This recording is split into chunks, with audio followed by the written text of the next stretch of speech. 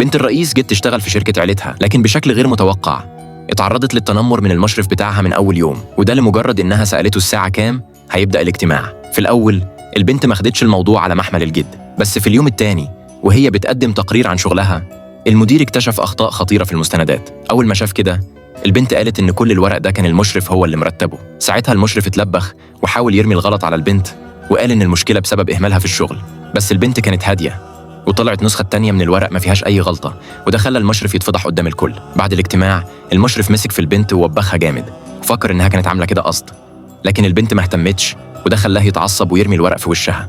البنت كانت مولعة من جواها، بس علشان ما تعملش مشكلة لأبوها كتمت غضبها ولمت الورق من الأرض، لكن للأسف سكوتها شجع المشرف إنه يلفق لها تهمة. راح جاري على المدير وقال له إن البنت سربت مستندات الشركة. المدير اتنرفز جدا، ومع إن البنت أنكرت بقوة لكنه برضه حط اللوم عليها. في الآخر البنت ما قدرتش تتحمل أكتر من كده وخرجت لوحدها تبكي بحزن. بالصدفة سكرتيرة الرئيس شافتها وهي بتعيط، ولما سألتها بقلق البنت حكت لها على كل اللي حصل خلال الأيام اللي فاتت. ما عداش وقت كتير وكان الرئيس عرف إن بنته تعرضت للتنمر في الشركة، فغضب جدا وراح الشركة بنفسه علشان ياخد حق بنته. أول ما دخل الرئيس قاعة الاجتماع الكل اتصدم واتجمد مكانه.